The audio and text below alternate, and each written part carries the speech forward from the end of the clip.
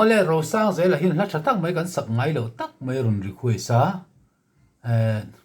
Christian lu number zali som ko pali kha nia he la hi sa pla chon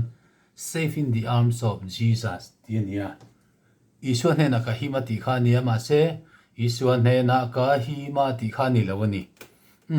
a ki thak kan ti ang om na chi kha nia solfai han in le lokila hei hi akidik tak chu ji ania ma se he ta hian dia in thak ta ni niam kan ti a khan hindi ki in kan zai le ta te he ta chuan he ta he na thun a hian ji a khan ron lut le ta ni khatiang ki thak chi khan nia lamoi tak mai ania aran request tha khop mai chang khan le thun on hi han sai la kan thrathiam mai o me thuk chu Iswa ne na ka hi ma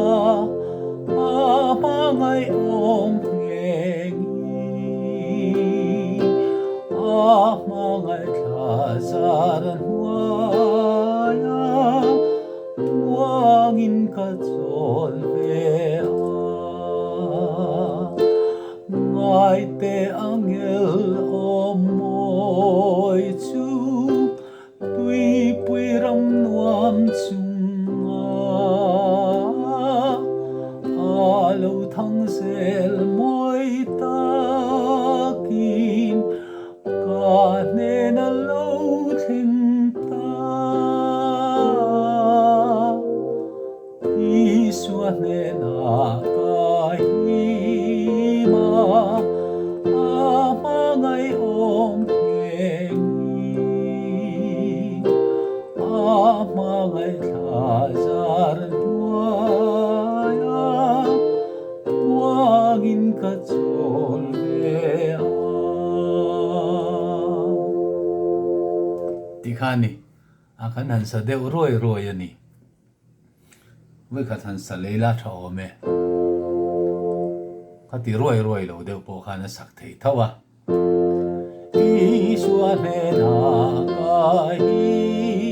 ma ma ngai om ngi ma ngai tha zar ya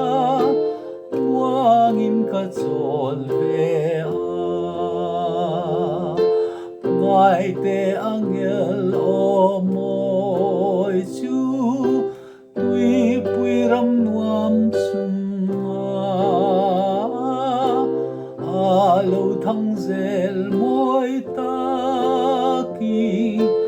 ka ne na lo thin ta Iswa ne na ka hi ma ngai om ma ngai tha zar ya wangin ka chol ve